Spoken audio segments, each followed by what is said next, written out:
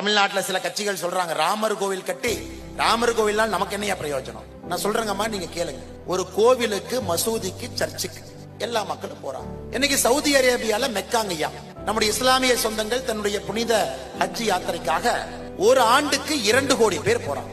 அதன் மூலமாக சவுதி அரேபியாவுக்கு வரக்கூடிய வருமானம் $12 பில்லியன். அவ்வளவு பணம் வருதுங்க.